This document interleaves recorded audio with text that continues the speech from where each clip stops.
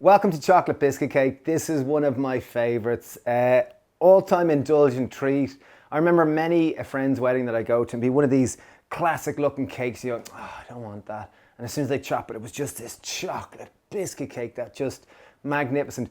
These are so easy to make, and if you've never tried them, they're magnificent. We do a simple vegan version and we make it slightly healthier by using some goji berries and some walnuts. Obviously mix and match till your heart's content, and once you understand the framework, just adjust it and have fun with it. We have 275 grams of dark chocolate. We're putting that in a bain-marie to melt. In on top of that, we're adding in 100 grams of coconut oil. We're going to melt those two together. Once they're nice and melted, we're pouring in 100 ml of maple syrup and mixing that through. Take our bowl off the heat and just make sure to dry the bottom of it because we don't want any moisture getting into our chocolate. Into the melted chocolate, maple syrup and coconut oil mixture, we have 30 grams of walnuts. Just make sure to crush them up so the chunks aren't too big.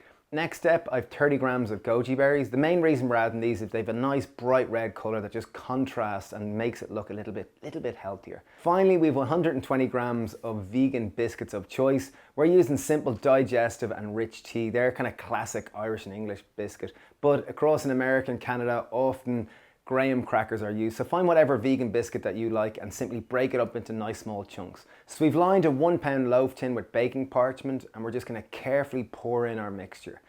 Level it out with a spatula and even take a spoon as I'm doing here and just kind of compact it all in together, just ensuring that our chocolate mixer holds it all together. As you saw, so easy to make.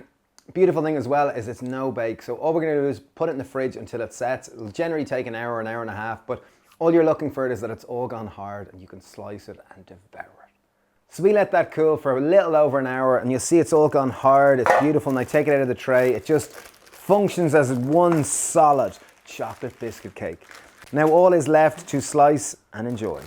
Top tip for cutting it is to heat up the knife. The main reason with that is once the blade is hot and you've dried it off, it just kind of cuts through the chocolate a lot easier and prevents it breaking, because you know it's nice when it breaks, but when it slices beautifully it just looks even better. It's so indulgent, decadent, crunchy, chocolatey, gooey. You get a nice bite of walnut in there, a little nutty note. I think the goji berries just add something a little bit unexpected in there. This is delicious, so easy to make, and a total crowd pleaser. A real easy, basic starting point. Thanks for watching and enjoy your chocolate biscuit cake.